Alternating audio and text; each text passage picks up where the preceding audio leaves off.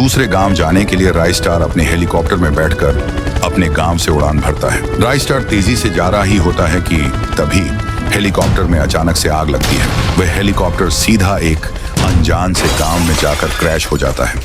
राइस्टार तो बच गया, पर उसका हेलीकॉप्टर तहस नहस हो गया था। राइस्टार ये गांव में पहली बार आया था। तभी 7 बज जाती है। धीरे धीरे अंधेरा हो रहा था। चौंकाने वाली बात यह थी कि चारों तरफ काऊ काऊ की आवाज आ रही थी। यह आवाज सुनकर लोगों के बीच अफरा तफरी मच जाती है। लोग अपने अपने घर के अंदर जा रहे थे। चेहरे पर अलग ही चिंता थी और उनके बदन थर थर कांप रहे थे। राइस्टार गांव में थोड़ा और घुस जाता है। राइस्टार को कुछ समझ में नहीं आ रहा था। तभी ऊपर से एक बड़ा कौवा उड़ते उड़ते राइस्टार की ओर बढ़ रहा था।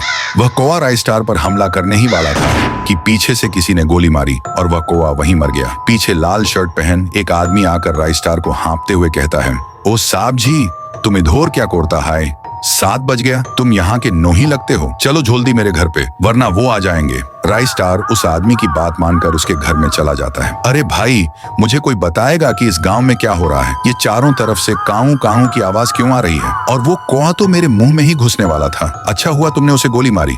अरे साहब जी, मैं तुम्हें क्या बताऊं, और 7 बोझे इस गांव में कौवों को हमला होता है, इसलिए सभी लोग अपने घोर में चले जाता है। जो भी घोर में नहीं जाता है, वो कौवा उसके डायरेक्ट मुंह में घुसकर उसे कुत्ते की मौत मार देता है। और भी कौवे पैदा हो जाता है।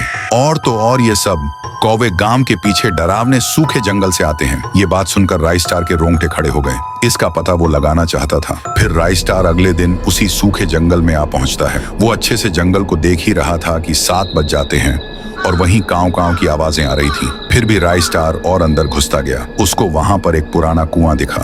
काऊ काऊ की आवाज उसी में से आ रही थी। राइस्टार ने जैसे ही कुएं के अंदर झांका तो उसमें से कौवे निकलने लगे। राइस्टार ने डायरेक्ट अंदर उड़ी मारी। वह नीचे तेजी से गिरता गया और वो कुएं के पूरे नीचे आ जाता है। पर वहां पर एक काले कपड़ों में एक चुड़ैल थी। चुड़ैल पलटकर राइस्टार को गुस्से से देखती है। मुझे पता है तू ही उस गांव में कौवे भेज रही है और लोगों को मरवा रही है। तू बता जल्दी, ऐसा क्यों कर रही है? तू कौन होता है मुझसे पूछने वाला? अब तू नहीं बचेगा। तू अगर मुझे बताएगी तो मैं तेरी कुछ मदद कर सकता हूँ। बता। इतना कहते ही वो चुड़ैल रो के कहने लगती है, ये बात है 5 साल पहले की। तब मैं सारे गांव की महारानी थी और इस गांव में रहा करती थी। तभी एक दिन मेरे दरबार में मेरा मंत्री आया और कहने लगा, महारानी जी, आपके सल्तनत में एक ऐसा कुआं है जहाँ पर पानी की जगह सोना बहता है। अगर हम उस सोने को निकाल लेंगे तो हमारी सल्तनत में कोई भूखा नहीं सोएगा। उसके बाद क्या था, उस मंत्री ने मुझे एक जंगल में इसी कुएं के पास लेकर आया। उसके बाद मैंने इस कुएं में सोने की आस में झांकने लगी। तभी उस मंत्री ने मुझे पीछे से धक्का दे दिया और सीधा मैं उसके अंदर गिर के मर गई। उसने मुझे पागल बना के मेरी जान ले ली